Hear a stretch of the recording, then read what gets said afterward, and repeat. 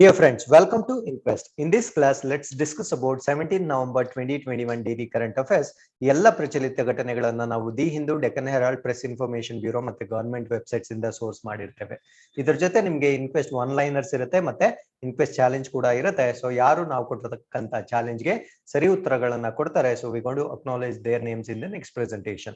So all these activities are useful for your UPSC, KPSC, Group C exams, PSI exams and all other competitive examinations in case you have prelims, mains and essay writing. So with this, let's go to the index of today's discussion. Number 1, CM announces Karnataka Ratna award for Punitrajkumar. So CM andre Basavaraj Bommai ಅವರು ಪುನೀತ್ ರಾಜ್ಕುಮಾರ್ ಅವರಿಗೆ post ಥಾಮಸ್ಲಿ Karnataka Ratna award ನ announce ಮಾಡಿರ್ತಾರೆ. So ಇದನ್ನ ಯಾವಾಗ start ಆಯ್ತು, ಯಾರ್ಯಾರಿಗೆ ಇದುವರೆಗೆ ಬಂದಿದೆ, ಸೊ ಇದರ ವಿಶೇಷತೆ ಏನು, ಎಲ್ಲ ಮಾಹಿತಿಯನ್ನ ಈ ಒಂದು ಆರ್ಟಿಕಲ್ ಅಲ್ಲಿ ತಿಳ್ಕೊಳ್ಳೋಣ. Article number 2, Government of India has decided to resume operations of Sri Kartarpur Sahib Corridor. So, Kartarpur Sahib Corridor ಅನ್ನೋದು connection between India and Pakistan. So ಇದರ ಒಂದು ಸಿಗ್ನಿಫಿಕೆನ್ಸ್ ಏನು, ಇದನ್ನ ಯಾಕೆ ಸ್ಟಾಪ್ ಮಾಡಲಾಗಿತ್ತು, ಸೊ ಎಲ್ಲ ಮಾಹಿತಿಯನ್ನ ಈ ಒಂದು ಆರ್ಟಿಕಲ್ ಅಲ್ಲಿ ತಿಳ್ಕೊಳ್ಳೋಣ. So article number 3, Indian ocean naval symposium 2021. So ಈ ಸಿಂಪೋಸಿಯಂ ಅಲ್ಲಿ ಯಾರ್ಯಾರು ಪಾರ್ಟಿಸಿಪೇಟ್ ಮಾಡ್ತಾ ಇದ್ದಾರೆ, ಸೊ ಇದರ ಸಿಗ್ನಿಫಿಕೆನ್ಸ್ ಏನು ಅನ್ನೋದನ್ನ ಈ ಆರ್ಟಿಕಲ್ ಅಲ್ಲಿ ತಿಳ್ಕೊಳ್ಳೋಣ. Number 4, Pochampalli village in Telangana selected as the one of the best tourism villages. So ತೆಲಂಗಾಣದಲ್ಲಿ ಇರ್ತಕ್ಕಂಥ ಒಂದು ಪೋಚಂಪಲ್ಲಿ ಅಂತಕ್ಕಂಥ ಹಳ್ಳಿ ಒಂದು ಬೆಸ್ಟ್ ಟೂರಿಸಂ ವಿಲೇಜ್ ಆಗಿ ಆಯ್ಕೆ ಮಾಡಲಾಗಿದೆ. ಸೊ ಯಾರು ಇದನ್ನ ಆಯ್ಕೆ ಮಾಡಿದ್ದಾರೆ, ಇದರ ವಿಶೇಷತೆ ಏನು ಅನ್ನೋದನ್ನ ಈ ಒಂದು ಆರ್ಟಿಕಲ್ ಅಲ್ಲಿ ತಿಳ್ಕೊಳ್ಳೋಣ. So BRO, that means Border Road Organization, recognized by the Guinness World Records. So Guinness World Records ಅಲ್ಲಿ ಸೊ ಇದನ್ನ ಬಾರ್ಡರ್ ರೋಡ್ ಆರ್ಗನೈಸೇಷನ್ ನ ರೆಕಗ್ನೈಸ್ ಮಾಡಲಾಗಿದೆ. ಯಾವ ಕಾರಣಕ್ಕಾಗಿ ರೆಕಗ್ನೈಸ್ ಮಾಡಿದೆ ಅನ್ನೋದನ್ನ ಇಲ್ಲಿ ತಿಳ್ಕೊಳ್ತಾ ಬರೋಣ. Article number 6, India International Science Festival at Panaji, Goa on 10th December. So 10th December ಅಂದು so India international science festival Panaji ಗೋವಾದಲ್ಲಿ ನಡೆಯಲಿದೆ. ಸೊ ಇದರ ವಿಶೇಷತೆಗಳನ್ನ ನಾವಿಲ್ಲಿ ತಿಳ್ಕೊಳ್ತಾ ಬರೋಣ. Article number 7, after S400 from Russia. So ನಿನ್ನೆ ಆರ್ಟಿಕಲ್ ಅಲ್ಲಿ ನಾವು ಡಿಸ್ಕಸ್ ಮಾಡಿದ್ವಿ, S400 ನ ಅವರು ಡಿಲಿವರ್ ಮಾಡ್ಲಿಕ್ಕೆ ಸ್ಟಾರ್ಟ್ ಮಾಡಿದ್ದಾರೆ ಅಂತ. So soon after that India moves to buy predator B drones from US. So US ಇಂದ ನಾವು ಪ್ರಿಡೇಟರ್ ಬಿ ಡ್ರೋನ್ಸ್ ನ ಪರ್ಚೇಸ್ ಮಾಡ್ಲಿಕ್ಕೆ ನೆಗೋಸಿಯೇಷನ್ ನ ಸ್ಟಾರ್ಟ್ ಮಾಡಿದೀವಿ. This is actually a strategic move with respect to trade relationship with US because as we know, CATSA should not be imposed on India. That might affect our trade relations. So ಎಲ್ಲ ಮಾಹಿತಿನ ನಾನು ನೆನ್ನೆ ವಿಡಿಯೋದಲ್ಲಿ discuss ಮಾಡಿದ್ದೀನಿ. CAATSA ಅಂದ್ರೆ ಏನು ಅದೆಲ್ಲನ. So ನೀವೇನಾದ್ರೂ ಆ ಮಾಹಿತಿ ಗೊತ್ತಿಲ್ಲ ಅಂದ್ರೆ ನೆನ್ನೆ ವಿಡಿಯೋ ನೋಡಿದ್ರೆ ನಿಮ್ಗೆ ಕ್ಯಾಟ್ಸಾ ಬಗ್ಗೆ ಗೊತ್ತಾಗುತ್ತೆ. So article number 8, efforts on to get heritage status for jackfruit tree. So ಈ ಕರ್ನಾಟಕ ರಾಜ್ಯದ ರಾಮನಗರದ ಬಳಿ ಒಂದು ಹಲಸಿನ ಹಣ್ಣಿನ ಮರ ಇದೆ. So this is believe to be one of the oldest trees. So ಅದಕ್ಕೆ ಒಂದು ಪಾರಂಪರಿಕ ಸ್ಥಾನಮಾನ ಕೊಡ್ಲಿಕ್ಕೆ ಎಫರ್ಟ್ಸ್ ಮಾಡ್ಲಾಗ್ತಾ ಇದೆ. ಸೊ ಈ ಒಂದು ಟ್ರೀ ಬಗ್ಗೆ ಕಂಪ್ಲೀಟ್ ಮಾಹಿತಿಯನ್ನ ತಿಳ್ಕೊಳ್ಳೋಣ. So here we present InQuest challenge number 7 key answers. You can just pause the video and go through it. And we appreciate everybody who participated. Somshekar, Kushal, Basuraj, Altav, Arshita, Teju, Suresh, Megha, Tejas, then Shobashri and Akshay for participation in this particular InQuest challenge. So with this, let's go to the first article. CM announces Karnataka Ratna award for Punitrajkumar. So actor Punitrajkumar will be posthumously honored with Karnataka Ratna award. So ಅವರ ನಿಧನದ ನಂತರ so ಈ ಒಂದು ಪ್ರಶಸ್ತಿಯನ್ನ ಅವರಿಗೆ ಕೊಡಲಾಗುತ್ತೆ. ಹಾಗಿದ್ರೆ ಇದನ್ನ first ಯಾರು ಕೊಟ್ಟಿದ್ರು? So Thespian Dr. Rajkumar was the first to win the award along with the renowned poet and Jnanpith award winner Kuvempu in 1992. So 1992ರಲ್ಲಿ ಈ ಒಂದು ಪ್ರಶಸ್ತಿಯನ್ನ ಡಾಕ್ಟರ್ ರಾಜ್ಕುಮಾರ್ ಅವರಿಗೆ ಮತ್ತು ಜ್ಞಾನಪೀಠ ಪ್ರಶಸ್ತಿ ವಿಜೇತ ಕವಿ ಕುವೆಂಪು ಅವರಿಗೆ ನೀಡಲಾಗಿತ್ತು. So Puneeth is the 10th to receive this. So Puneeth Rajkumar ಅವರು 10ನೇವರಾಗಿರ್ತಾರೆ ಈ ಪ್ರಶಸ್ತಿಯನ್ನ ತೆಗೆದುಕೊಳ್ಳುವರಲ್ಲಿ. So this is the state's highest civilian honour. ಇದು ಕರ್ನಾಟಕ ರಾಜ್ಯದ ಅತ್ಯುನ್ನತ ನಾಗರಿಕ ಗೌರವ ಪ್ರಶಸ್ತಿ ಆಗಿರುತ್ತೆ. ಫಿಲಾಂಥ್ರಪಿಸ್ಟ್ ಅಂಡ್ ಧರ್ಮಸ್ಥಳ ಧರ್ಮಾಧಿಕಾರಿ Veerendra Hegde was the last to win the award in 2009. So 2009ರಲ್ಲಿ ಧರ್ಮಸ್ಥಳದ ಧರ್ಮಾಧಿಕಾರಿಯಾಗಿದ್ದಕ್ಕಂತ ಸೊ ವೀರೇಂದ್ರ ಹೆಗಡೆಗೆ ಈ ಒಂದು ಪ್ರಶಸ್ತಿಯನ್ನ ಕೊಟ್ಟಿರ್ತಾರೆ. ಸೊ ತದನಂತರ ಯಾರಿಗೂ ಈ ಪ್ರಶಸ್ತಿ ಬಂದಿರೋದಿಲ್ಲ. The Karnataka Ratna is awarded in recognition of persons extraordinary contribution in any field. So ಯಾವುದೇ ಒಂದು ಕ್ಷೇತ್ರದಲ್ಲಿ ಅವರು ತಮ್ಮ ಒಂದು ಎಕ್ಸ್ಟ್ರಾರ್ಡಿನರಿ ಅಥವಾ ಒಂದು ವಿಶೇಷ ಕೊಡುಗೆ ನೀಡಿದ್ರೆ ಸೊ ಈ ಪ್ರಶಸ್ತಿಯನ್ನ ಕೊಡಲಾಗುತ್ತೆ. So it was instituted in the year 1992 by the government of Karnataka. So Karnataka ಸರ್ಕಾರ ಸೊ ಈ ಒಂದು ಪ್ರಶಸ್ತಿಯನ್ನ 1992ರಲ್ಲಿ ಸ್ಥಾಪನೆ ಮಾಡಲಾಗಿತ್ತು. ಅವಾರ್ಡ್ ಅಲ್ಲಿ ಏನೇನಿರುತ್ತೆ ಅಂದ್ರೆ ಸೊ ಒಂದು ಗೋಲ್ಡ್ ಮೆಡಲ್ ಇರುತ್ತೆ, ಸೊ ವೇಯಿಂಗ್ 50 ಗ್ರಾಮ್ಸ್ ಇರ್ತಕ್ಕಂಥ ಒಂದು ಗೋಲ್ಡ್ ಮೆಡಲ್ ಇರುತ್ತೆ, ಒಂದು ಸೈಟೇಷನ್ ಇರುತ್ತೆ, ಒಂದು ಮೊಮೆಂಟೋ ಮತ್ತೆ ಶಾಲ್ ಕೂಡ ಇದರಲ್ಲಿ ಇರುತ್ತೆ. ಹಾಗಿದ್ರೆ ಇದುವರೆಗೂ ಯಾರ್ಯಾರು ಈ ಅವಾರ್ಡ್ ನ ತೆಗೆದುಕೊಂಡಿದ್ದಾರೆ ಅಂದ್ರೆ ಸೊ ಕುವೆಂಪು ಅವರು ತೆಗೆದುಕೊಂಡಿರ್ತಾರೆ, ರಾಜ್ಕುಮಾರ್ ನಿಜಲಿಂಗಪ್ಪ ಅವರು, ಆಮೇಲೆ CNR ರಾವ್, ದೇವಿ ಪ್ರಸಾದ್ ಶೆಟ್ಟಿ ಅವರು, ಭೀಮಸೇನ್ ಜೋಶಿ ಅವರು, ಶ್ರೀ ಶಿವಕುಮಾರ್ ಸ್ವಾಮೀಜಿ ಅವರು, ಜವರೇಗೌಡ ಮತ್ತೆ ವೀರೇಂದ್ರ ಹೆಗ್ಡೆ ಇವರೆಲ್ಲರಿಗೂ ಈ ಪ್ರಶಸ್ತಿಯನ್ನ ಕೊಡಲಾಗಿರುತ್ತೆ. ಸೊ 10ನೇವರಾಗಿ ಪುನೀತ್ ರಾಜ್ಕುಮಾರ್ ಈ ಪಟ್ಟಿಗೆ ಸೇರಲಿದ್ದಾರೆ. So with this let's go to the next article. So this is related to ministry of home affairs. Government of India has decided to resume operations of the Sri Kartarpur Sahib Corridor from 17th November 2021. ಅಂದ್ರೆ ಇವತ್ತಿಂದನೇ ಈ ಒಂದು corridor ನ ಮತ್ತೆ ಮರುಬಳಕೆ ಮಾಡಲಿಕ್ಕೆ start ಮಾಡಲಿದ್ದೇವೆ. ಹಾಗಿದ್ರೆ what you mean by Kartarpur corridor? So before going into the details, let us see the map here. So this is what is the border line between India and Pakistan. So ಈ ಕಡೆಗೆ ಪಾಕಿಸ್ತಾನ ಬರುತ್ತೆ, ಈ ಕಡೆಗೆ India ಬರುತ್ತೆ. So ಈ ಕರ್ತಾರ್ಪುರ್ ಅನ್ನೋ place ಎಲ್ಲಿದೆ ಅಂದ್ರೆ ಪಾಕಿಸ್ತಾನದಲ್ಲಿರುತ್ತೆ. ಸೊ ಇದು ಪಾರ್ಟಿಷನ್ ಮುಂಚೆ ಒಂದು ಸಿಖ್ಖರ ಒಂದು ಪವಿತ್ರ ಒಂದು ಸ್ಥಳವಾಗಿರುತ್ತೆ. ಸೊ ಭಾರತ ಮತ್ತು ಪಾಕಿಸ್ತಾನ ಪಾರ್ಟಿಷನ್ ಆದಾಗ ಕರ್ತಾರ್ಪುರ್ ಅನ್ನೋದು ಪಾಕಿಸ್ತಾನ ಕಡೆಗೆ ಹೊರಟೋಗುತ್ತೆ. ಸೊ ಇದಕ್ಕೆ ಆಕ್ಚುಲಿ ತುಂಬಾ ಲಾಂಗೆಸ್ಟ್ ರೂಟ್ ಇರ್ತಾ ಇತ್ತು ಮುಂಚೆ. ಸೊ ಅದಾದ್ಮೇಲೆ ಭಾರತ ಮತ್ತು ಪಾಕಿಸ್ತಾನ ಒಂದು ಮ್ಯೂಚುವಲ್ ಅಗ್ರಿಮೆಂಟ್ ಮುಖಾಂತರ ಒಂದು ಶಾರ್ಟೆಸ್ಟ್ ಪಾಸಿಬಲ್ ರೂಟ್ ನ ಕ್ರಿಯೇಟ್ ಮಾಡ್ತಾರೆ. ಅದನ್ನ ನಾವು ಕರ್ತಾರ್ಪುರ್ ಕಾರಿಡಾರ್ ಅಂತ ಕರಿತೀವಿ. ಇದು ಬರೀ 4 ಕಿಲೋಮೀಟರ್ ಅಂತರ ಮಾತ್ರ ಇರುತ್ತೆ. ಸೊ ಈ ಒಂದು ಕಾರಿಡಾರ್ ಟೆಂಪರರಿಲಿ ಸ್ಟಾಪ್ ಆಗಿತ್ತು, ಇವಾಗ ಮತ್ತೆ ರೆಸ್ಯೂಮ್ ಆಗಿರುತ್ತೆ from today. So let's find out the details here.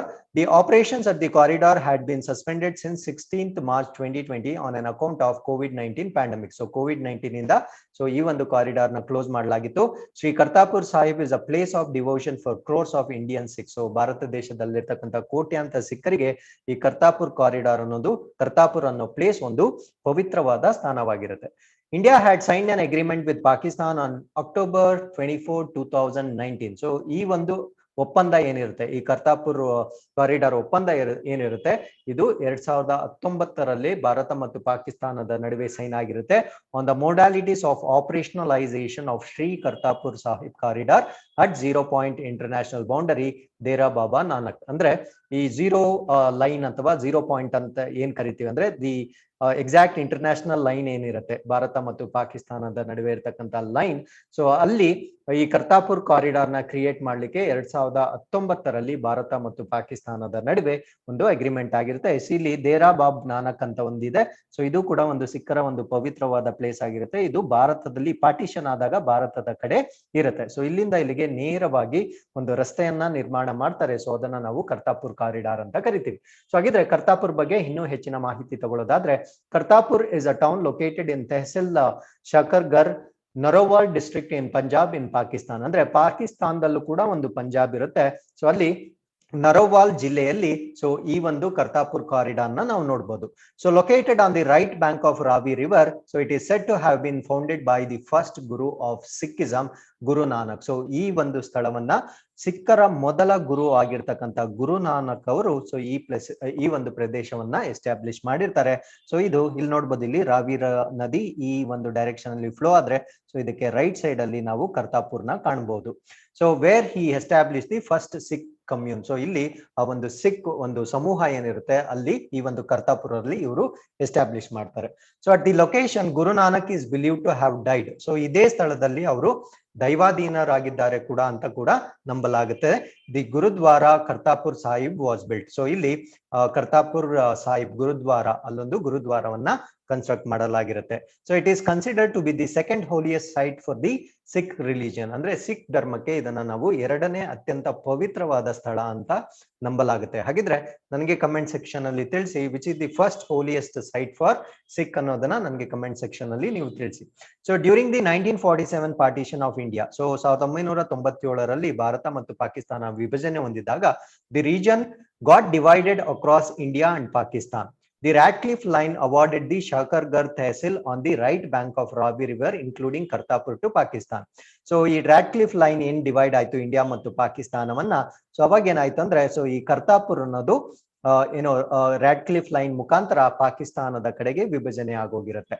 And Gurdaspur tehsil on the left bank of the Ravi. So ಈ ರಾವಿ ನದಿಗೆ ಒಂದು ಎಡಭಾಗದಲ್ಲಿ ಸೊ ಗುರುದಾಸ್ಪುರ್ ತಹಸೀಲ್ ಅಂತ ಬರುತ್ತೆ. So that is also the place of Dera Bob Nanak. So ಇದು ಭಾರತ ಕಡೆಗೆ ಡಿಸ್ಟ್ರಿಬ್ಯೂಟ್ ಆಗಿರುತ್ತೆ. ಸೊ ಇವಾಗ ಎರಡೂ ರಾಷ್ಟ್ರಗಳ ನಡುವೆ ಇದೊಂದು ಬೌಂಡ್ರಿ ಬಂದಿರೋದ್ರಿಂದ ಸೊ ಇಲ್ಲಿ ಒಂದು ಲಾಂಗೆಸ್ಟ್ ಜರ್ನಿ ಇರುತ್ತೆ ಮುಂಚೆ. ಸೊ ಡೈರೆಕ್ಟ್ ಕನೆಕ್ಷನ್ ಇರೋದಿಲ್ಲ.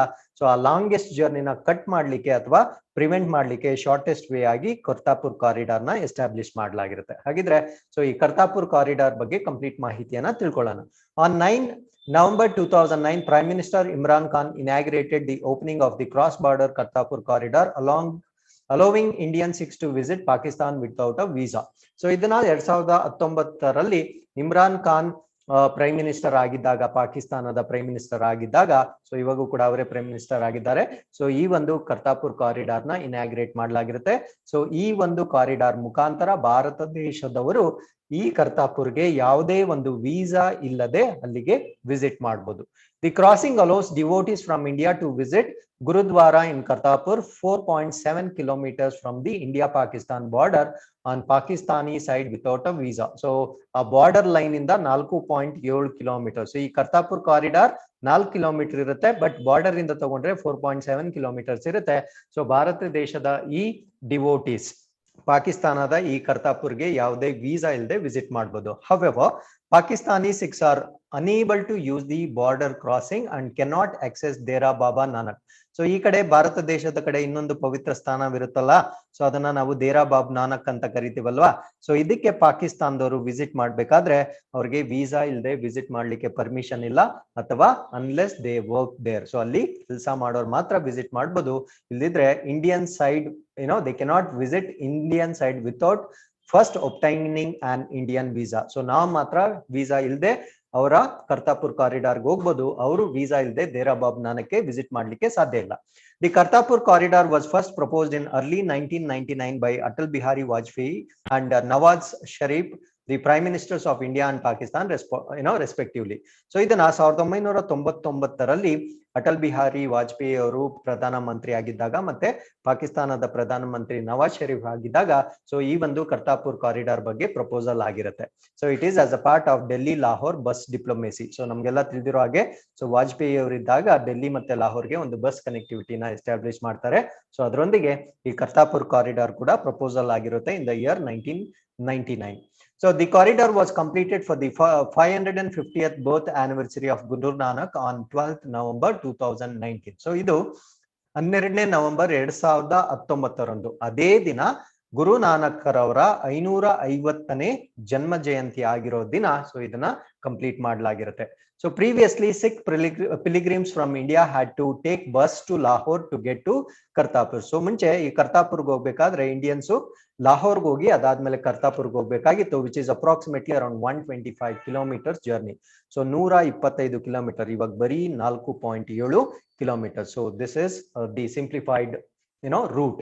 So even though people on Indian side of the border could also physically see Gurudwar Darbar Sahib Kartarpur from Indian side, ಅಂದ್ರೆ ನಾವು ಫಿಸಿಕಲಿ ಬಾರ್ಡರ್ ಅಲ್ಲಿ ನಿಂತ್ಕೊಂಡ್ರೆ ಸೊ ಈ ಒಂದು ಕರ್ತಾಪುರ್ ಗುರುದ್ವಾರ್ನ ನಾವು ಫಿಸಿಕಲಿ ನೋಡ್ಬೋದು, ಬಟ್ ಯಾವುದೇ ನೇರವಾದ ಸಂಪರ್ಕ ಇರಲಿಲ್ಲ.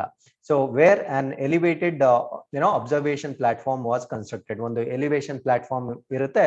ಸೊ ಆ ಪ್ಲಾಟ್ಫಾರ್ಮ್ ಮುಖಾಂತರ ಸೊ ಈ ಗುರುದ್ವಾರವನ್ನ ನಾವು ನೋಡ್ಬೋದಾಗಿತ್ತು, ಬಟ್ ಯಾವುದೇ ಡೈರೆಕ್ಟ್ ಕನೆಕ್ಟಿವಿಟಿ ಇರಲಿಲ್ಲ. 125 ಕಿಲೋಮೀಟರ್ ಟ್ರಾವೆಲ್ ಮಾಡಬೇಕಾಗಿತ್ತು before this Kartarpur corridor. So with this, let's go to the third news. So this is in relation to Ministry of Defense. So Indian Ocean Naval Symposium, adana IONS 2021 anta kariತೀವಿ. So this conclave of chiefs 15 to 16 November so ಇದು complete ಆಗಿರುತ್ತೆ. ಎಲ್ಲಿ ನಡೆದಿರುತ್ತೆ ಅಂದ್ರೆ Paris, France ಅಲ್ಲಿ ನಡೆದಿರುತ್ತೆ. The 7th edition, so ಇದು 7ನೇ ಆವೃತ್ತಿ ಆಗಿರುತ್ತೆ of Indian ocean naval symposium conclave of chiefs is being hosted by French Navy at Paris. So ಇದನ್ನ French navy Paris ಅಲ್ಲಿ ಹೋಸ್ಟ್ ಮಾಡಿರುತ್ತೆ. The conclave of chiefs is being attended by chiefs of navies, heads of lead maritime agencies of IONS nation. So Indian ocean naval symposium ರಾಷ್ಟ್ರಗಳು ಯಾವ್ದಾವ್ದಿದೆ ಆ ಎಲ್ಲ ರಾಷ್ಟ್ರಗಳ chiefs ಆಗ್ಲಿ ಅಥವಾ ಹೆಡ್ಸ್ ಆಫ್ ಮೆರಿಟೈಮ್ ಏಜೆನ್ಸೀಸ್ ಇಲ್ಲಿ ಅಟೆಂಡ್ ಮಾಡಿರ್ತಾರೆ. So this symposium was conceived by the Indian navy in 2008. So ಈ ಒಂದು ಸಿಂಪೋಸಿಯಂ ಐಡಿಯಾನ 2008ರಲ್ಲಿ ಭಾರತದ ನೇವಿ ಕನ್ಸೀವ್ ಮಾಡಿತ್ತು as a forum which seeks to enhance maritime cooperation among navies of the littoral states of the Indian ocean region. ಅಂದ್ರೆ Indian ocean ರೀಜನ್ಗೆ ಸಂಬಂಧಪಟ್ಟ ರಾಷ್ಟ್ರಗಳಿಗೆ ಒಂದು ಸಿಂಪೋಸಿಯಂನ ಆರ್ಗನೈಸ್ ಮಾಡಲಿಕ್ಕೆ ಈ ಇಂಡಿಯನ್ ನೇವಿ 2008ರಲ್ಲಿ ಈ ಒಂದು ಐಡಿಯಾನ ಕನ್ಸೀವ್ ಮಾಡಿತ್ತು by providing an open and inclusive platform for discussions on regionally relevant maritime issues that would lead to common understanding on the way ahead. So ಏನಾದ್ರೂ ಮ್ಯೂಚುವಲ್ ರಿಲೇಟೆಡ್ ಏನಾದ್ರೂ issues ಇದ್ರೆ ಅದನ್ನ discuss ಮಾಡ್ಲಿಕ್ಕೆ ಈ Indian ocean region related littoral states ಏನೇನಿದ್ದಾವೆ ಆ ಎಲ್ಲ ರಾಷ್ಟ್ರಗಳು ಇಂಡಿಯನ್ ಓಷನ್ಗೆ ಸಂಬಂಧಪಟ್ಟ ಎಲ್ಲ ರಾಷ್ಟ್ರಗಳ ನಡುವೆ ಏನಾದ್ರೂ ವ್ಯಾಜ್ಯಗಳಿದ್ರೆ ಅದನ್ನ ಡಿಸ್ಕಸ್ ಮಾಡ್ಲಿಕ್ಕೆ ಈ ಸಿಂಪೋಸಿಯಂನ ಸ್ಟಾರ್ಟ್ ಮಾಡಲಾಯಿತು. The inaugural edition of this was held in February 2008 at New Delhi. So ಇದನ್ನ ಫಸ್ಟ್ ಸಿಂಪೋಸಿಯಂನ ಭಾರತದ ದೇಶದಲ್ಲೇ ನಡೆಸಲಾಗಿರುತ್ತೆ. ಸೊ ಇದನ್ನ February 2008ರಂದು ನ್ಯೂ ಡೆಲ್ಲಿಯಲ್ಲಿ ಮಾಡಲಾಗಿರುತ್ತೆ. So with Indian navy has the chair for 2 years. So Indian navy ಅವಾಗ ಸೊ ಈ ಒಂದು ಸಿಂಪೋಸಿಯಂನ ಚೇರ್ ಪರ್ಸನ್ ಆಗಿ 2 ವರ್ಷ ಇರುತ್ತೆ. So the IONS chair is presently held with France. So ಇವಾಗ ಇದರ ಒಂದು chairmanship ಏನಿರುತ್ತೆ ಫ್ರಾನ್ಸ್ ಒಟ್ಟಿಗೆ ಇರುತ್ತೆ. So with this let's go to the next article. So this article is related to ministry of tourism. ಪ್ರವಾಸೋದ್ಯಮ ಸಚಿವಾಲಯಕ್ಕೆ ಸಂಬಂಧಪಟ್ಟ ಹಾಗೆ Pochampally village in Telangana selected as one of the best tourism villages by United Nations World Tourism Organisation. ನಾನು ಹೇಳಿದ್ದೆ ಯಾರು ಇದನ್ನ recognise ಮಾಡಿದ್ದಾರೆ ಅಂದ್ರೆ United Nations World Tourism Organisation ಇದನ್ನ one of the best tourism villages ಆಗಿ ರೆಕಗ್ನೈಸ್ ಮಾಡಿದ್ದಾರೆ. ಸೊ ಇದರ ವಿಶೇಷತೆಗಳೇನು ಅಂತ ತಿಳ್ಕೊಳ್ತಾ ಬರೋಣ. So award will be given on the occasion of 24th session of UNWTO. UNWTO ಅಂದ್ರೆ ಜ್ಞಾಪಕ ಇಟ್ಕೊಳ್ಳಿ, United Nations World Tourism Organization General Assembly on 2nd December 2021 in Madrid, Spain. So ಈ ಒಂದು ಅವಾರ್ಡ್ ನ ಮ್ಯಾಡ್ರಿಡ್, ಸ್ಪೇನ್ ಅಲ್ಲಿ 2ನೇ December 2021ರಂದು ನೀಡಲಾಗುತ್ತದೆ. So ಆ ದಿನ 24ನೇ ಸೆಷನ್ ಆಗಿರುತ್ತೆ UNWTO. The best tourism villages by UNWTO pilot initiative aims to award those villages which are outstanding examples of rural destinations and showcase good practices in line with its specified 9 evolution areas. So ಇದರ ಪ್ರಕಾರ, so ಇದೊಂದು actually pilot initiative. So ಈಗ ತಾನೇ ಇದನ್ನ start ಮಾಡ್ತಾ ಇದ್ದಾರೆ. So ಅದರಡಿಯಲ್ಲಿ ಒಂದು 9 evolution parameters ಇರುತ್ತೆ, ಅಂದ್ರೆ 9 ಪ್ಯಾರಾಮೀಟರ್ಸ್ ಇರುತ್ತೆ. ಈ 9 ಪ್ಯಾರಾಮೀಟರ್ಸ್ ನ ಯಾವ ಹಳ್ಳಿ ಫುಲ್ಫಿಲ್ ಮಾಡುತ್ತೋ ಆ ಒಂದು ಡೆಸ್ಟಿನೇಷನ್ ನ ಅಥವಾ ಅಲ್ಲಿರ್ತಕ್ಕಂಥ ಒಂದು ಗುಡ್ ಪ್ರಾಕ್ಟೀಸಸ್ ನ ರೆಕಗ್ನೈಸ್ ಮಾಡ್ಲಿಕ್ಕೆ ಸೊ ಈ ಒಂದು ವರ್ಲ್ಡ್ ಬೆಸ್ಟ್ ಟೂರಿಸಂ ವಿಲೇಜಸ್ ಆಗಿ UNWTO ರೆಕಗ್ನೈಸ್ ಮಾಡುತ್ತೆ. So it also aims to support villages to enhance their rural tourism potential through training and access to opportunities for improvement. So ಅದೊಂದೇ ಅಲ್ಲ, so ಈ ವಿಲೇಜಸ್ಗೆ ಅವ್ರು ಏನ್ ರೆಕಗ್ನೈಸ್ ಮಾಡ್ತಾರೋ ಆ ಎಲ್ಲ ಹಳ್ಳಿಗಳಿಗೆ ಸೊ ರೂರಲ್ ಟೂರಿಸಂ ನ ಇನ್ಕ್ರೀಸ್ ಮಾಡ್ಲಿಕ್ಕೆ ಸೊ ಟ್ರೈನಿಂಗ್ ಕೂಡ ಮಾಡಲಾಗುತ್ತೆ. ಸೊ ಪ್ರವಾಸೋದ್ಯಮನ ಹೆಚ್ಚಿಸ್ಲಿಕ್ಕೆ ಟ್ರೈನಿಂಗ್ ಕೂಡ ಮಾಡಲಾಗುತ್ತೆ. ಸೊ ಅಲ್ಲಿ ಅವರ ಇನ್ನೂ ಹೆಚ್ಚಿನ ಅಭಿವೃದ್ಧಿಗೆ ಕೆಲವೊಂದು ಸಹಾಯ ಕೂಡ ಮಾಡಲಾಗುತ್ತೆ. The ministry of tourism recommended 3 villages for UNWTO best tourism village entry from India. The ministry of tourism ಏನ್ ಮಾಡಿರುತ್ತೆ ಅಂದ್ರೆ 3 ವಿಲೇಜಸ್ ನ ರೆಕಮೆಂಡ್ ಮಾಡಿರುತ್ತೆ, ಶಿಫಾರಸು ಮಾಡಿರುತ್ತೆ. ಆ 3 ಹಳ್ಳಿಗಳಲ್ಲಿ ಈ ಪೋಚಂಪಲ್ಲಿ ಅನ್ನೋ ವಿಲೇಜ್ ನ ರೆಕಗ್ನೈಸ್ ಆಗಿರುತ್ತೆ. ಸೊ ಹಾಗಿದ್ರೆ ಈ ಪೋಚಂಪಲ್ಲಿ ಬಗ್ಗೆ ಇನ್ನೂ ಹೆಚ್ಚಿನ ಮಾಹಿತಿ ತಗೊಳ್ಳೋದಾದ್ರೆ, these were Kongthong in Meghalaya. So ಯಾವ್ಯಾವ ಹಳ್ಳಿಗಳನ್ನ ರೆಕಮೆಂಡ್ ಮಾಡಿತ್ತಂದ್ರೆ ಕಾಂಗ್ಟಾಂಗ್ ಇನ್ ಮೇಘಾಲಯ, ಇನ್ನೊಂದು Ladhpura Khas in Madhya Pradesh, Pochampally in Telangana. So finally ಪೋಚಂಪಲ್ಲಿನ ರೆಕಗ್ನೈಸ್ ಮಾಡಲಾಗಿರುತ್ತೆ. So what is Pochampally and what is its speciality ಅಂದ್ರೆ Pochampally, so this is 50 kilometers from Hyderabad. Hyderabad ಇಂದ 50 kilometers ದೂರದಲ್ಲಿ ಇರುತ್ತೆ. Is a town in Nalgonda district of Telangana. ತೆಲಂಗಾಣದ ನೆಲಗೊಂಡ ಜಿಲ್ಲೆಯಲ್ಲಿ ಈ ಒಂದು ಪೋಚಂಪಲ್ಲಿಯನ್ನ ನೋಡಬಹುದು. And is often referred to as the silk city of India. So ಭಾರತದ ರಾಷ್ಟ್ರದ ರೇಷ್ಮೆ ನಗರ ಅಂತ ಇದನ್ನ ರೆಕಗ್ನೈಸ್ ಮಾಡುತ್ತೆ. For exquisite saris that are woven through unique style called ikat. Ikat ಅನ್ನೋ ಒಂದು style of unique style of ರೇಷ್ಮೆ ಸೀರೆಗಳನ್ನ ಇಲ್ಲಿ ನೇಯ್ಗೆ ಮಾಡಲಾಗುತ್ತೆ. So this style Pochampally ikat ಅಂತ ಕರಿತೀವಿ. So received GI geographical indicator status in 2004. So 2004ರಲ್ಲಿ ಈ ಪೋಚಂಪಲ್ಲಿ ಇಕತ್ಗೆ ಒಂದು ಜಿಯೋಗ್ರಾಫಿಕಲ್ ಇಂಡಿಕೇಟರ್ ಟ್ಯಾಗ್ ಕೂಡ ಸಿಕ್ಕಿರುತ್ತೆ. So what is ikat? So ikat is Malaysian Indonesian word which means tie and dye. So tie andre ಅದನ್ನ ಕಟ್ಟುವುದು ಮತ್ತೆ ಅದಕ್ಕೆ ಬಣ್ಣ ಹಾಕುವುದಕ್ಕೆ ನಾವು ಮಲೇಷಿಯನ್ ಮತ್ತೆ ಇಂಡೋನೇಷಿಯಾದಲ್ಲಿ ಇದನ್ನ ಐಕತ್ ಅಥವಾ ಈಕತ್ ಅಂತ ಕರೀತಾರೆ. So ikat involves the process of wrapping and dyeing sections of bundled yarn to a predominated colour pattern before they are woven. ಅಂದ್ರೆ ಒಂದು ನೇಯ್ಗೆ ಮಾಡ್ತಕ್ಕಂತ ನೂಲ್ ಏನಿರುತ್ತೆ ಸೊ ಅದನ್ನ ಟೈ ಮಾಡ್ಬಿಡ್ತಾರೆ, ಫಸ್ಟ್ ಒಂದು ಬಂಡಲ್ ಮಾಡ್ಬಿಡ್ತಾರೆ. ಸೊ ಬಂಡಲ್ ಮಾಡಿದ ನಂತರ ಅದನ್ನ ಕಲರ್ ಮಾಡ್ತಾರೆ. ಸೊ ಅದು ಒಂದು ಪ್ಯಾಟರ್ನ್ ಅಲ್ಲೇ ಕಲರ್ ಅದಕ್ಕೆ ಅಂಟ್ಕೊಳ್ಳುತ್ತೆ. ಸೊ ಅದ್ ಮಾಡ್ಲಿಕ್ಕೆ ಲಾಟ್ ಆಫ್ ಸ್ಕಿಲ್ ಬೇಕು. ಫಾರ್ ಎಕ್ಸಾಂಪಲ್ ಇಲ್ಲಿ ನೋಡಿ, ಸೊ ಈ ಪೋರ್ಷನ್ ಮಾತ್ರ ನಾವು ಕಲರ್ ನ ನೋಡ್ಬೋದು.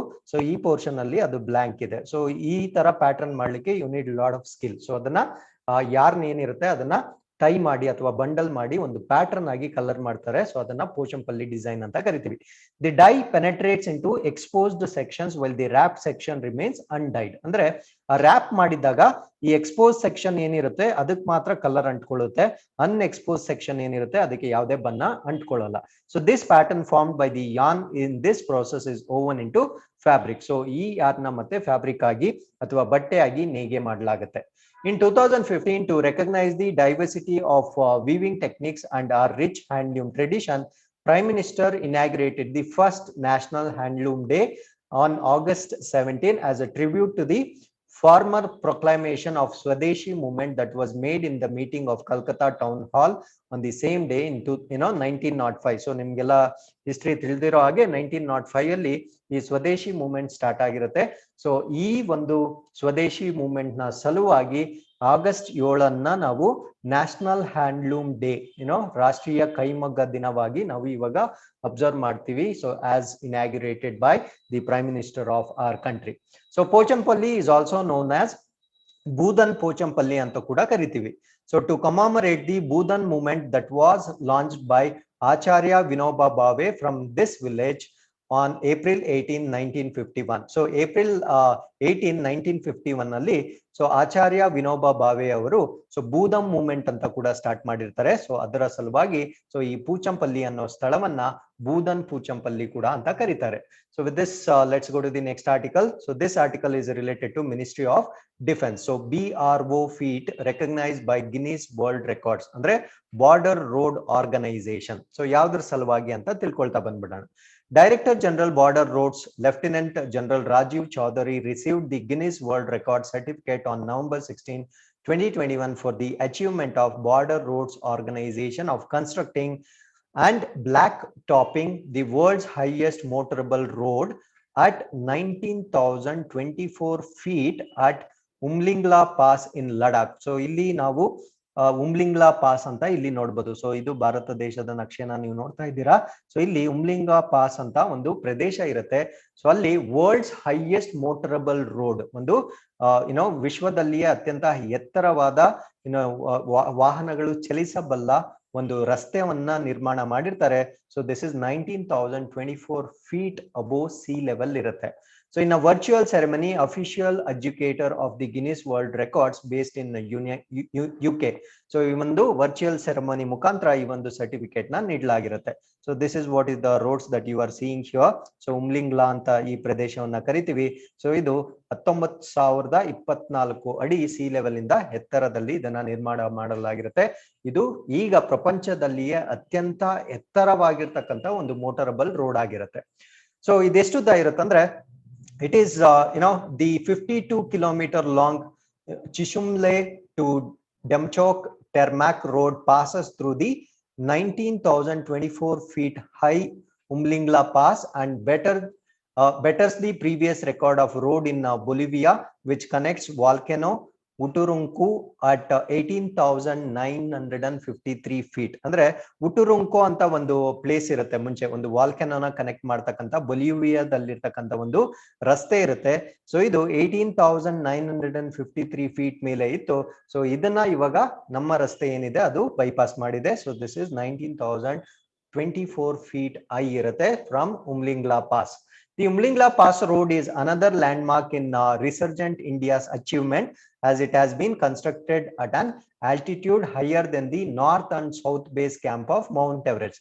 ಸೊ ನಮ್ಮ ಮೌಂಟ್ ಎವರೆಸ್ಟ್ ಏನಿರುತ್ತೆ, ಸೊ ಅಲ್ಲಿರ್ತಕ್ಕಂಥ ನಾರ್ತ್ ಮತ್ತೆ ಸೌತ್ ಬೇಸ್ ಕ್ಯಾಂಪ್ ಏನಿರುತ್ತೆ ಅದಕ್ಕಿಂತ ಎತ್ತರದ ಪ್ರದೇಶದಲ್ಲಿ ನಿರ್ಮಾಣ ಮಾಡಿರೋದ್ರಿಂದ ಸೊ ಇದು ಇನ್ನೊಂದು ಕೂಡ ಇಂಡಿಯಾಸ್ ಅಚೀವ್ಮೆಂಟ್ ಆಗಿರುತ್ತೆ. Not just highest in the world, so it is also bypassing the south base camp ಮತ್ತೆ ನಾರ್ತ್ ಬೇಸ್ ಕ್ಯಾಂಪ್ ಏನಿರುತ್ತೆ ಈ ಮೌಂಟ್ ಎವರೆಸ್ಟ್, ಸೊ ಅದರ ಹೈಟ್ ಗಿಂತನೂ ಇದು ಎಕ್ಸೀಡ್ ಆಗಿರುತ್ತೆ.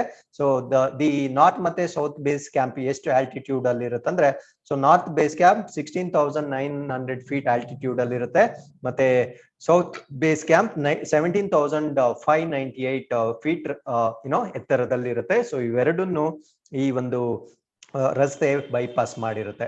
So with this, let's go to the next article. This article is related to Ministry of Science and Technology.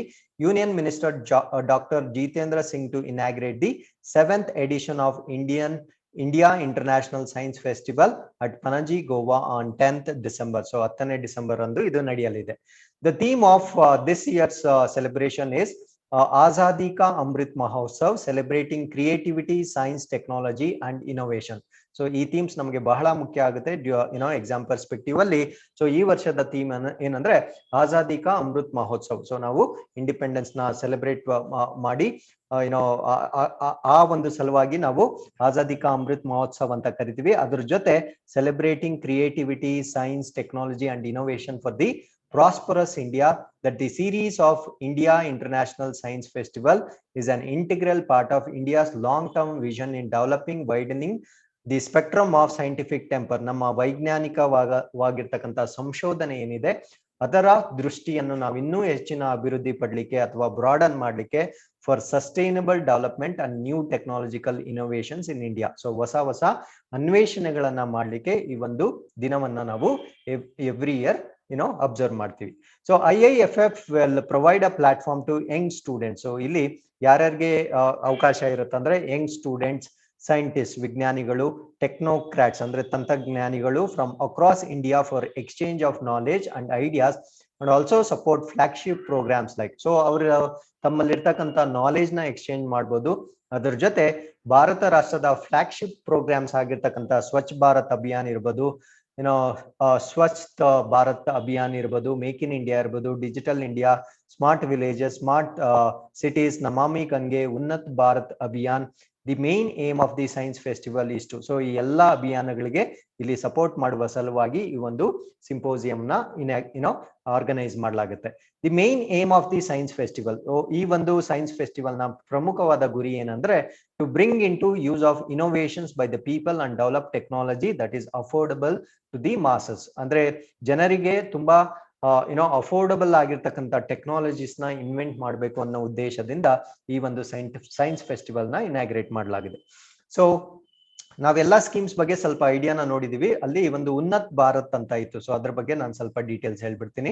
So Unnat Bharat ಅಂದ್ರೆ so it is a flagship programme of ministry of education. So ಇದು ministry of education ನ ಒಂದು flagship programme ಆಗಿರುತ್ತೆ.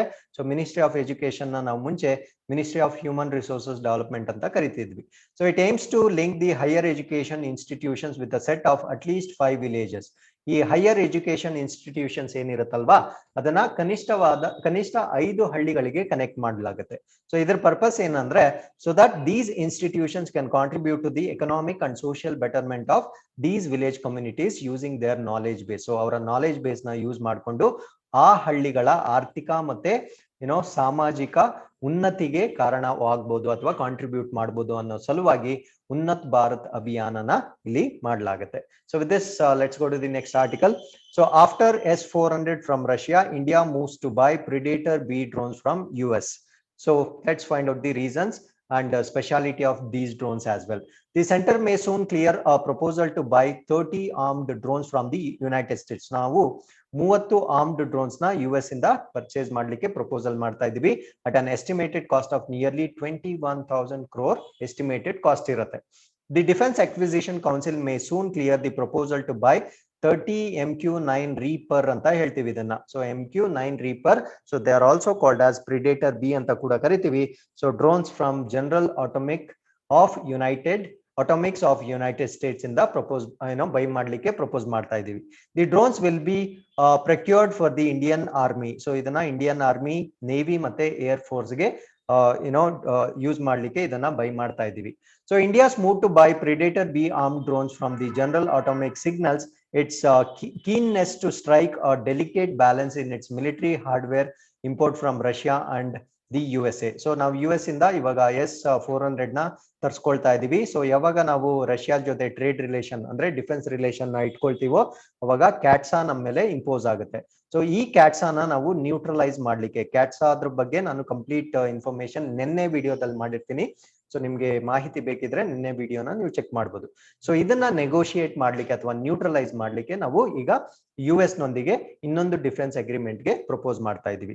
So India's 2010 deal to buy 5 S400 Triumph long range surface to surface missile system from Almaz Anti Corporation of Russia at an estimated cost of rupees 39,000 crore has been an irritant in its relation with the US. So obviously US CAATSA ಇರೋದ್ರಿಂದ so ನಾವು ಯಾವುದೇ relation Russia ಜೊತೆ ಹೊಂದಿದಾಗ so ಅವರಿಗೆ irritation, they don't allow us to have any trade relations with any other countries like Russia.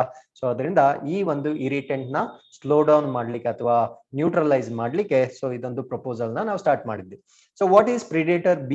ಈ drones ಬಗ್ಗೆ ಸ್ವಲ್ಪ ಮಾಹಿತಿ ತಿಳ್ಕೊಳ್ಳೋದಾದ್ರೆ, the General Atomics MQ-9 Reaper ಅಂತ ಕೂಡ ಕರೀತಾರೆ. ಸೊ ಇದನ್ನ Predator B ಅಂತಾನೂ ಕರೀತಾರೆ ಅಥವಾ MQ-9 ರೀಪರ್ ಅಂತ ಕೂಡ ಕರೀತಾರೆ. So is an unmanned aerial vehicle. So ಇದರಲ್ಲಿ ಯಾವುದೇ ಮನುಷ್ಯರು ಇರ್ತಕ್ಕಂತ ಅವಶ್ಯಕತೆ ಇಲ್ಲ. ಸೊ ಇದೊಂದು ಏರಿಯಲ್ ವೆಹಿಕಲ್ ಆಗಿರುತ್ತೆ. So capable of remotely controlled or autonomous flight operation. So ಇದನ್ನ ರಿಮೋಟ್ಲಿ ನಾವು ಕಂಟ್ರೋಲ್ ಮಾಡಬಹುದು. ಸೊ ಅದರಲ್ಲಿ ಯಾವುದೇ ಆಪರೇಷನ್ ಮಾಡ್ಲಿಕ್ಕೆ ಫಿಸಿಕಲಿ ಇರ್ತಕ್ಕಂತ ಅವಶ್ಯಕತೆ ಇಲ್ಲ. The MQ-9 and other unmanned aerial vehicles are referred to as remotely piloted vehicles ಅಥವಾ ಏರ್ಕ್ರಾಫ್ಟ್. ಸೊ ಇದನ್ನ ರಿಮೋಟ್ಲಿ ಪೈಲಟೆಡ್ ವೆಹಿಕಲ್ಸ್ ಅಥವಾ ಏರ್ಕ್ರಾಫ್ಟ್ಸ್ ಅಂತ ಕೂಡ ಕರಿತೀವಿ. So by the USAF to indicate their human ground control. So ನಾವು ground level ಇಂದಾನೆ ಇದನ್ನ with remotely ಇದನ್ನ ಕಂಟ್ರೋಲ್ ಮಾಡಬಹುದು. So this is the speciality of Predator B. So ನಾವು let's know more about S400. So ನಿನ್ನೆ ವಿಡಿಯೋದಲ್ಲಿ ನಾನು S400 ಬಗ್ಗೆ ಟೆಕ್ನಿಕಲ್ ಇನ್ಫಾರ್ಮೇಶನ್ ಆಗಲಿ ಅಥವಾ ಮಾಹಿತಿ ಕೊಟ್ಟಿರೋದಿಲ್ಲ. ಸೊ ಅದರ ಸಲುವಾಗಿ ನಾನು ಇವಾಗ S400 ಬಗ್ಗೆ ಕಂಪ್ಲೀಟ್ ಟೆಕ್ನಿಕಲ್ ಡೀಟೇಲ್ಸ್ ಕೊಡ್ತೀನಿ. Multi tyre air defence system ನ ಕನ್ಸ್ಟ್ರಕ್ಟ್ ಮಾಡ್ಲಿಕ್ಕೆ ಅಥವಾ ಎನೇಬಲ್ ಮಾಡ್ಲಿಕ್ಕೆ ಇದು ನಮಗೆ ಸಹಾಯ ಮಾಡುತ್ತೆ. ಸೊ ಈ S400 ಬಗ್ಗೆ ಕಂಪ್ಲೀಟ್ ಮಾಹಿತಿನ ತಿಳ್ಕೊಳ್ತಾ ಬಂದ್ಬಿಡೋಣ. So India has contracted 5 S4 Triumph. So ಇದು ನಾವು ರಷ್ಯಾದೊಂದಿಗೆ ಕಾಂಟ್ರಾಕ್ಟ್ ಮಾಡ್ಕೊಂಡಿರ್ತೀವಿ. ಸೊ ಇದನ್ನ ನಾವು S400 Triumph. So this is actually NATO designation SA-21 growler ಅಂತ ಕೂಡ ಕರಿತೀವಿ. So regiment from Russian under $5.43 billion deal signed in October 2018. So 2018ರಲ್ಲಿ ಸೈನ್ ಆಗಿರುತ್ತೆ. So delivery was to begin in 24 months by the end of 2020, but slightly delayed due to COVID-19. The delivery is likely to be completed by April 2023 ಗೆ. So ಇದರ delivery final ಆಗಿ complete ಆಗುತ್ತೆ. So what is S400 system? S400 Triumph is considered as the world's most advanced air defense ಅಂತ ಇದನ್ನ consider ಮಾಡಲಾಗುತ್ತೆ. ಅಂದ್ರೆ ವಿಶ್ವದಲ್ಲಿನೇ ಅತ್ಯಂತ advance ಆಗಿರ್ತಕ್ಕಂಥ ಏರ್ ಡಿಫೆನ್ಸ್ ಸಿಸ್ಟಮ್ ಇದಾಗಿರುತ್ತೆ. That can simultaneously track and neutralise the range of incoming object spanning aircrafts, missiles ಮತ್ತೆ UAVs over very long range. ಅಂದ್ರೆ very long range ಅಲ್ಲಿ ಬರ್ತಾ ಇರ್ತಕ್ಕಂಥ ಏರ್ಕ್ರಾಫ್ಟ್ಸ್ ಇರ್ಬೋದು, ಮಿಸೈಲ್ಸ್ ಇರ್ಬೋದು, ಮತ್ತೆ ಅನ್ಮ್ಯಾನ್ಡ್ ಏರಿಯಲ್ ವೆಹಿಕಲ್ಸ್ ಇರ್ಬೋದು, ಅದನ್ನ ಡಿಟೆಕ್ಟ್ ಕೂಡ ಮಾಡುತ್ತೆ. ಸೊ ಅದನ್ನ ಟ್ರ್ಯಾಕ್ ಕೂಡ ಮಾಡುತ್ತೆ. ಅದ್ರ ಜೊತೆ ಅದನ್ನ ನ್ಯೂಟ್ರಲೈಸ್ ಮಾಡ್ತಕ್ಕಂಥ ಕೆಪಾಸಿಟಿ ಕೂಡ ಇರುತ್ತೆ. So as for the manufacture Almaz Anti State Corporation of Russia, the system can provide air interruption against early warning aircraft, airborne missile strategic carriers, tactical and theater ballistic missiles, medium range ballistic missiles. So ಎಲ್ಲಾ missiles, aircrafts ಇರ್ಬೋದು, missiles ಇರ್ಬೋದು, strategic carriers ಇರ್ಬೋದು, ಈ ಎಲ್ಲದರ ವಿರುದ್ಧ ಇದು protection ನ ಒದಗಿಸ್ತಕ್ಕಂತ ಕೆಪಾಸಿಟಿ ಹೊಂದಿರುತ್ತೆ. According to the centre for strategic and international studies missile defence project, the development of S400 began in 1993. So ಈ ಒಂದು S400 ನ ಅಭಿವೃದ್ಧಿ 1993ರಲ್ಲಿ ಬಿಗಿನ್ ಆಗಿತ್ತು, but was delayed due to collapse of Soviet Union. So Soviet Union collapse ಆಗಿದ್ದ ಕಾರಣದಿಂದ so ಇದು ಸ್ವಲ್ಪ ಡಿಲೇ ಆಗಿತ್ತು. So ಎವೆಂಚುಯಲಿ testing of the system began in 1999 and early 2000. So early 2000 ಅಲ್ಲಿ ಸೊ ಇದರ ಟೆಸ್ಟಿಂಗ್ ಸ್ಟಾರ್ಟ್ ಆಗಿರುತ್ತೆ. So it entered operational services in 2007 and in 2015. So ಇದು ಕಾರ್ಯಾಚರಣೆಗೆ 2007 ಮತ್ತು 2015ರಲ್ಲಿ ಬಂದಿರುತ್ತೆ. The S400, so you can see here, this is how exactly it looks like. So S400 ಈ ತರ ಇರುತ್ತೆ. So is fully mobile and each system has 3D phased array acquisition radar. So ಇದರಲ್ಲಿ 3D phased array acquisition radars ಕೂಡ ಇರುತ್ತೆ. So radars purpose ಏನು ಅಂದ್ರೆ it can track around 300 targets up to 600 kilometers. So 600 kilometre ವರೆಗೂ ಇದು track ಮಾಡ್ತಕ್ಕಂತ ಒಂದು 300 targets ನ track ಮಾಡ್ತಕ್ಕಂತ capacity ಇರುತ್ತೆ as command and control centre. So ಇದರಲ್ಲಿ ಕಮಾಂಡ್ ಮತ್ತೆ ಕಂಟ್ರೋಲ್ ಸೆಂಟರ್ ಎರಡು ಇದರಲ್ಲೇ ಇರುತ್ತೆ. So automatic tracking and targeting systems ಇರುತ್ತೆ, ಲಾಂಚರ್ಸ್ ಮತ್ತೆ ಸಪೋರ್ಟ್ ವೆಹಿಕಲ್ಸ್ ಕೂಡ ಇದರಲ್ಲಿ ಇರುತ್ತೆ. ಸೊ ಈ system has 4 different types of missiles. So ಇಲ್ಲಿ ನೋಡ್ತಾ ಇದ್ದೀರಲ್ವಾ, 4 ರೀತಿಯ ವಿಭಿನ್ನವಾದ ಮಿಸೈಲ್ಸ್ ಇದರಲ್ಲಿ ಇರುತ್ತೆ. ಸೊ ಇದು ಡಿಫರೆಂಟ್ ಕೆಪಾಸಿಟಿ ಇರುತ್ತೆ, ಡಿಫರೆಂಟ್ ರೇಂಜ್ ಕೆಪಾಸಿಟಿ ಇರುತ್ತೆ. ಒಂದು 40 ಕಿಲೋಮೀಟರ್ಸ್ ಒಂದು, 120 ಕಿಲೋಮೀಟರ್ಸ್ ಒಂದು, 250 ಕಿಲೋಮೀಟರ್ಸ್ ಒಂದು, ಮತ್ತು maximum range of 400 kilometres and up to 30 kilometres altitude range. So 30 kilometre altitude ಮತ್ತೆ 40, 120, 250, 400 ಕಿಲೋಮೀಟರ್ ಡಿಸ್ಟೆನ್ಸ್ ಹೋಗ್ತಕ್ಕಂಥ ಕೆಪಾಸಿಟಿ ಇರುತ್ತೆ. So varying altitudes creating a layered air defence net. ಅಂದ್ರೆ ಯಾವುದೇ ಮ್ಯಾಕ್ಸಿಮಮ್ ಕವರೇಜ್ ಮಾಡ್ಲಿಕ್ಕೆ ಈ ತರ ವಿಭಿನ್ನವಾದ ರೇಂಜಸ್ ನ ಇದು instil ಮಾಡಲಾಗಿರುತ್ತೆ. And S400 battalions has 8 missile launchers, typically with 4 missiles each. So 4 missiles, ಒಂದೊಂದರಲ್ಲಿ 4 missiles ಇರುತ್ತೆ. ಸೊ ಈ ತರ 8 ಮಿಸೈಲ್ ಲಾಂಚರ್ಸ್ ಒಟ್ಟಿಗೆ ಇರುತ್ತೆ. So why is the S400 important for India? S400 fills important gaps in India's national air defense network. So ನಮ್ಮ ರಾಷ್ಟ್ರೀಯ air defence network ಏನಿರುತ್ತೆ, so ಇದರಲ್ಲಿ important gap ನ ಇದು ಫಿಲ್ ಮಾಡುತ್ತೆ. ಅಂದ್ರೆ ನಮ್ಮ ಕೆಪಾಸಿಟಿ, ಡಿಫೆನ್ಸ್ ಕೆಪಾಸಿಟಿ ಇನ್ಕ್ರೀಸ್ ಮಾಡುತ್ತೆ and would complement India's indigenous ballistic missile defence system develop by DRDO. So ನಮ್ಮ DRDO ನಮ್ಮ ಭಾರತ ದೇಶದಲ್ಲಿಯೇ ಒಂದು ಬ್ಯಾಲಿಸ್ಟಿಕ್ ಮಿಸೈಲ್ ಡಿಫೆನ್ಸ್ ಸಿಸ್ಟಮ್ ನ ಏನ್ ಡೆವಲಪ್ ಮಾಡಿರುತ್ತೆ, ಸೊ ಅದರ ಜೊತೆಗೆ ಇದು ಸಹಯೋಗದೊಂದಿಗೆ so we have now better defence system and create a multi-tier air defense over the country. So ಒಂದು ಮಲ್ಟಿ ಡಿಸಿಪ್ಲಿನರಿ ಅಥವಾ ಮಲ್ಟಿ ಏರ್ ಡಿಫೆನ್ಸ್ ಸಿಸ್ಟಮ್ ನಮಗೆ S400 ಇಂದ ಬಂದಿರುತ್ತೆ.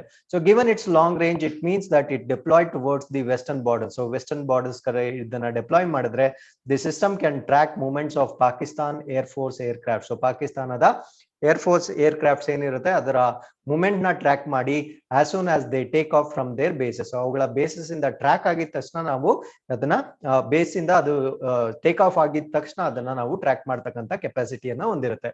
So with this let's go to the last article. So efforts on to get heritage status for jackfruit tree. So ಈ tree ನೋಡ್ತಾ ಇದೀವಲ್ಲ, so ಇದು ಅತ್ಯಂತ ಹಳೆಯ ಜಾಕ್ ಫ್ರೂಟ್ ಟ್ರೀ ಆಗಿರುತ್ತೆ. ಸೊ ಇದಕ್ಕೆ ಹೆರಿಟೇಜ್ ಸ್ಟೇಟಸ್ ಕೊಡ್ಲಿಕ್ಕೆ ಎಫರ್ಟ್ಸ್ ನಡೀತಾ ಇದೆ. The jackfruit tree aged around 250 years. So 250 ವರ್ಷ ಹಳೆದಿದು.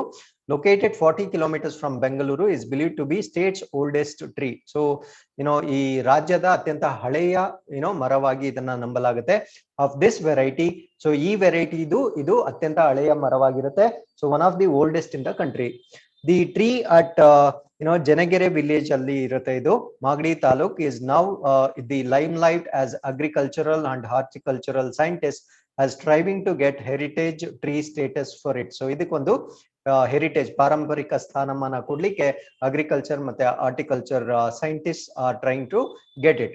So what makes this tree special is not just is age. So ಅದರ ಏಜ್ ಒಂದೇ ಇದರ ಸ್ಪೆಷಾಲಿಟಿ ಅಲ್ಲ, ಸೊ ಇದರ ಟೇಸ್ಟ್ ಕೂಡ ಇದೊಂದು ಸ್ಪೆಷಾಲಿಟಿ ಆಗಿರುತ್ತೆ.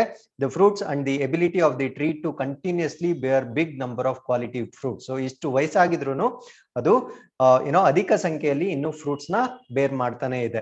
So the tree yields 250 to 300 fruits a year ranging between 8 kg to 20 kg. So 250 ರಿಂದ 300 fruits ನ ಒಂದು ವರ್ಷದಲ್ಲಿ ಅದು ಕೊಡುತ್ತೆ. So with this we have completed all the articles. So let us come to the InQUEST one-liners.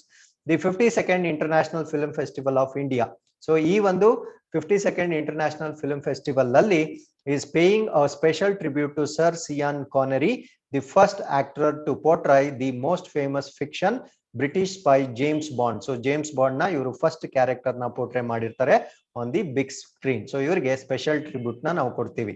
The 52nd episode or edition of the International Film Festival will take place from 20th to 28th November 2021 in hybrid mode. Second one is the first global innovation summit of the pharmaceuticals. This is going to be held held on 18th November. Indian and international stakeholders from government, industry, academia, investors and researchers to discuss and strategize priorities to foster thriving innovation ecosystem in the pharmaceutical industry in India. ಅಂದ್ರೆ ಈ drug manufacturing sector ಏನಿದೆ, ಔಷಧಿಗಳನ್ನ ತಯಾರಿ ಮಾಡ್ತಕ್ಕಂಥ ವಲಯ ಏನಿದೆ ಅದನ್ನ ನಾವು ಫಾರ್ಮಾಸ್ಯೂಟಿಕಲ್ ಸೆಕ್ಟರ್ ಅಂತ ಕರಿತೀವಿ. ಸೊ ಇದ್ರಲ್ಲಿ ಏನಾದ್ರೂ ಸ್ಟ್ರಾಟಜೀಸ್ ನ ಪ್ರಿಯಾರಿಟೈಸ್ ಮಾಡ್ಲಿಕ್ಕೆ ಇಂಡಸ್ಟ್ರಿ ಎಕ್ಸ್ಪರ್ಟ್ಸ್ ಇರ್ಬೋದು, ಅಕಾಡೆಮಿಷಿಯನ್ಸ್ ಇರ್ಬೋದು, ಇನ್ವೆಸ್ಟರ್ಸ್ ಇರ್ಬೋದು, ಮತ್ತೆ ಎಲ್ಲಾ ರಿಸರ್ಚರ್ಸ್ ಕೂಡ ಇಲ್ಲೊಂದು ಪ್ಲಾಟ್ಫಾರ್ಮ್ ಅಲ್ಲಿ they actually come and discuss. So it will also highlight the opportunities in the Indian pharma industry that has huge growth potential. So ಈ ಫಾರ್ಮಾ ಇಂಡಸ್ಟ್ರಿಯಲ್ಲಿ ಏನೇನು ಗ್ರೋತ್ ಪೊಟೆನ್ಶಿಯಲ್ಸ್ ಇದಾವೆ, ಸೊ ಅದನ್ನ ಕೂಡ ಇಲ್ಲಿ ಡಿಸ್ಕಸ್ ಮಾಡಲಾಗುತ್ತೆ. So the third one is India's first food museum opens in Tanjavur. So ತಂಜಾವೂರಲ್ಲಿ so Bharat ರಾಷ್ಟ್ರದ ಮೊಟ್ಟ ಮೊದಲ ಫುಡ್ ಮ್ಯೂಸಿಯಂ ನ ಓಪನ್ ಮಾಡಲಾಗ್ತಿದೆ. So India currently being the 5th largest agricultural export in the world. So ಪ್ರಪಂಚದಲ್ಲೇ ನಾವು agricultural goods ಅಲ್ಲಿ 5ನೇ ಅತ್ಯಂತ ಅಧಿಕ ಎಕ್ಸ್ಪೋರ್ಟರ್ ಆಗಿರ್ತೀವಿ. The food security museum showcases India's agri revolution from dependency to self sufficiency. So ಮುಂಚೆ ನಾವು ಜಾಸ್ತಿ ಡಿಪೆಂಡೆಂಟ್ ಆಗಿದ್ವಿ, ಸೊ ಡಿಪೆಂಡೆಂಟ್ ಇಂದ ನಾವು ಸೆಲ್ಫ್ ಸಫಿಷಿಯಂಟ್ ಆಗಿ ಹೇಗೆ ಕನ್ವರ್ಟ್ ಆಗಿದ್ವಿ, ಸೊ ಅನ್ನೋದನ್ನ ಈ ಮ್ಯೂಸಿಯಂ ಅಲ್ಲಿ showcase ಮಾಡಲಾಗಿರುತ್ತೆ. So with this, let's go to the InQuest challenge number 8. Question number 1. Which of the following states are covered in Godavari Basin? So Godavari Basin ಅಲ್ಲಿ ಯಾವ ರಾಜ್ಯಗಳು cover ಆಗಿರುತ್ತೆ. So you can look at the options and give the answer. Question number 2. Global Financial Stability Report is published by. Global Financial Stability ವರದಿಯನ್ನ ಯಾರು publish ಮಾಡ್ತಾರೆ? Question number 3. With reference to Antarctic Treaty, consider the following statements. So ಈ statements ನ ನೀವು ಓದಿ ನೀವು ಸರಿಯಾದ ಉತ್ತರವನ್ನ ಕೊಡಬೇಕಾಗುತ್ತೆ. First statement, the Antarctica treaty remains the only example of single treaty that governs the whole continent. India is not the member of this treaty. It is headquarters in Buenos Aires, Argentina. So ಇಲ್ಲಿ ಸರಿಯಾದ statement ನ ನೀವು ಆಯ್ಕೆ ಮಾಡಬೇಕಾಗುತ್ತೆ. Question number 4. NASA Lucy missions objective is to study. So NASA Lucy mission ನ objective ಏನಿದೆ, ಯಾವ್ದನ್ನ study ಮಾಡ್ಲಿಕ್ಕೆ ಇದನ್ನ ಬಳಸಲಾಗುತ್ತೆ? Solar coronal mass ejection, Trojan asteroids, the exoplanets ಮತ್ತೆ ಪ್ಲಾನೆಟ್ ವೀನಸ್. ಸೊ ಇದು ಈ InQuest 8 ನ ಚಾಲೆಂಜಿಂಗ್ ಕ್ವೆಶನ್ಸ್ ಆಗಿರುತ್ತೆ. So we appeal everybody to participate in this particular quiz. So ಇಲ್ಲಿಗೆ ಇವತ್ತಿನ ಎಲ್ಲಾ ಆರ್ಟಿಕಲ್ಸ್ ಮುಗ್ದಿರುತ್ತೆ. So if you have any questions, you can definitely put in comments box. We will be more than happy to answer your question. Thanks for watching. ನಮಸ್ಕಾರ.